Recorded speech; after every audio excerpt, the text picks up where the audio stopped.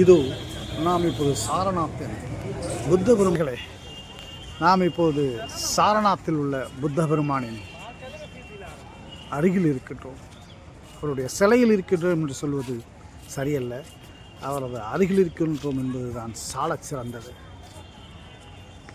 அற்புதமான தோற்றம், எத்தனை பார்த்தாலும் அந்த சாந்த முகத்திற்கு ஈடு எது வரும்?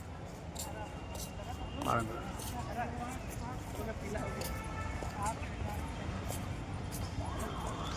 வாருங்கள் போவோம்.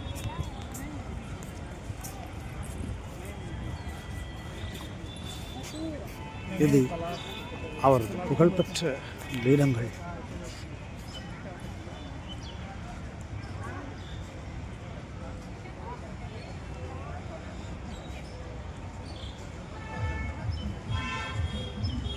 இது அவருக்கென்று அமைக்கப்பட்ட நந்தவனம்.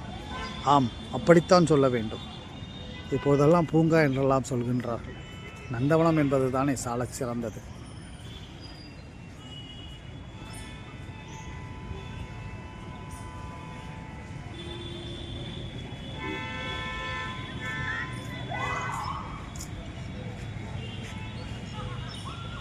இருபக்கமும் அவருடைய அற்புதமான அழகிய தோற்றம்.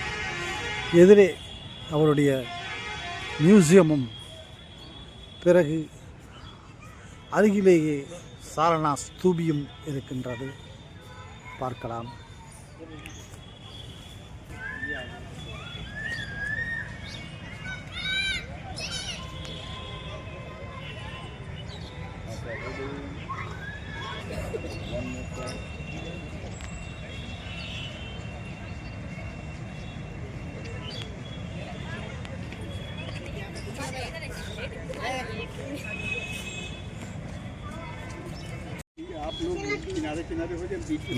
அற்புதமான நந்தவனம்.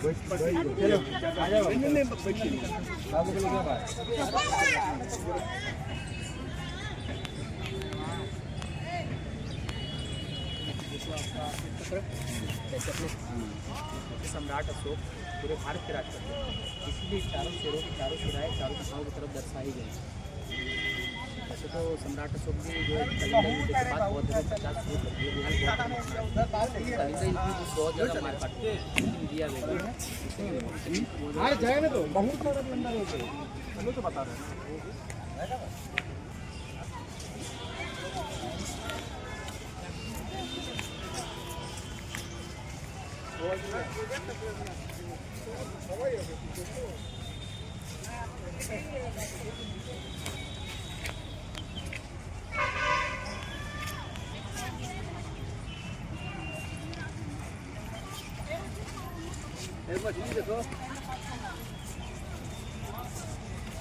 வானளாவ உயர்ந்திருக்கும் புத்த பெருமானின் சிலை.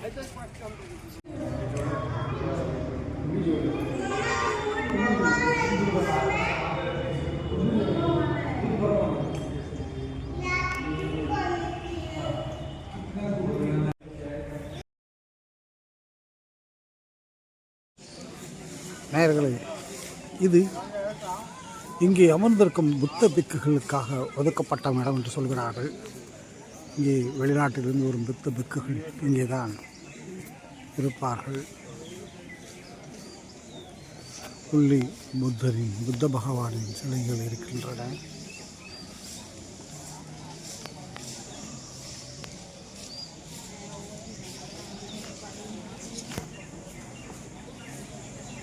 நேயர்களே, கூடிய புத்தருடைய கோவில். இது புத்திஸ்ட் கோவில் என்று அழைக்கப்படுகிறார்கள். இங்கு புத்திஸ்டுகள் தவறாமல் வருகிறார்கள். பாருங்கள், இது சாரநாத்தில் மிகவும் உள்ளடங்கிய இடத்திலே இருக்கின்றது. நாம் இதை பார்ப்பதற்காக புத்த பகவான் அற்புதமாக ஜோடிக்கப்பட்டு தியான நிலையிலே இருக்கின்றார். இது புத்திஸ்டுகளின் கோயில் என்று பெருமையுடன் அழைக்கப்படுகிறது. வாரணாசி கோவில்.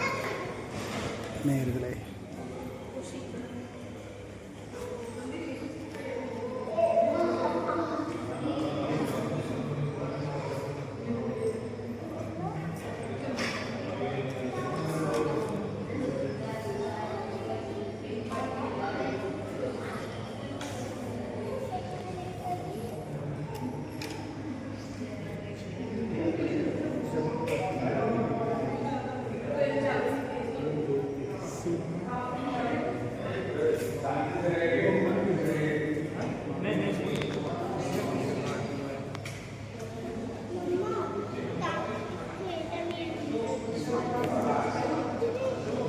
பல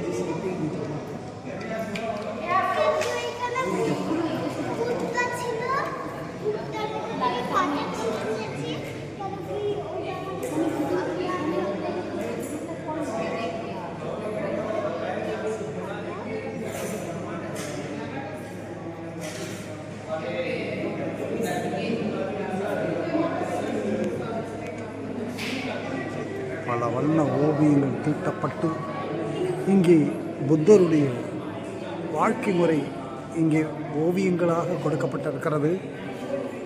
இதோ பாருங்கள்,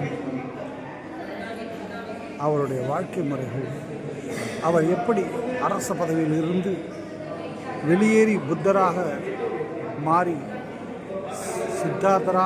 சித்தார்த்தர் கௌதம புத்தராக மாறினார் என்ற படமே அவருடைய வாழ்க்கை வரலாறு இங்கே படமாக கொடுக்கப்பட்டிருக்கிறது. நண்பர்களே, மிகவும் அற்புதமான காண கிடைக்காத காட்சி இங்கே கிடைத்திருக்கின்றது.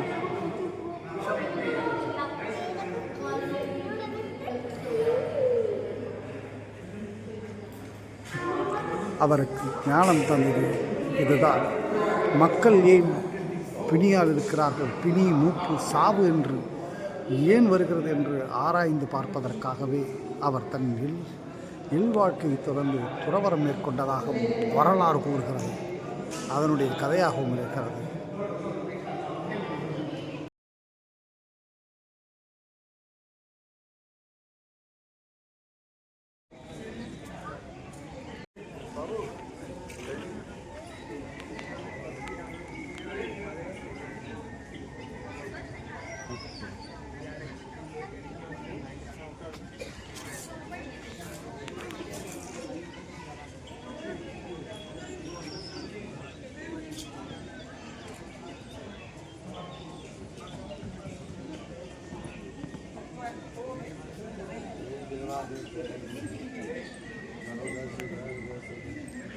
இதுதான் போதி மரம் என்று சொல்லப்படக்கூடிய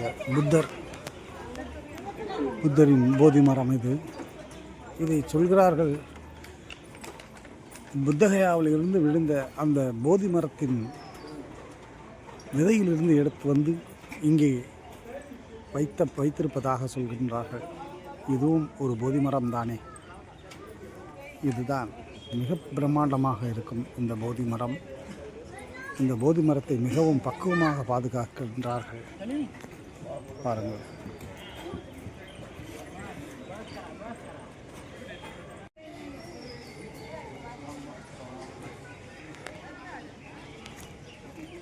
இது புத்த பெருமான் தன் சீடர்களுக்கு தியானம் போதித்த பொழுதும் அவர்களுக்கு நல்ல ஆசி வழங்கிய பொழுதும் சொல்வதாக சொன்னது.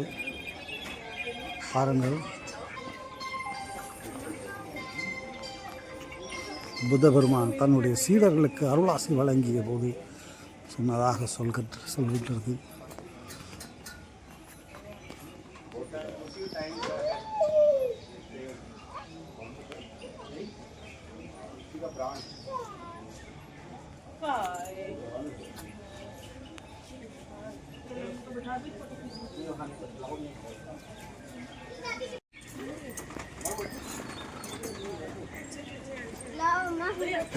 வாழ்க்கை சக்கரம் என்று சொல்லப்படக்கூடியது.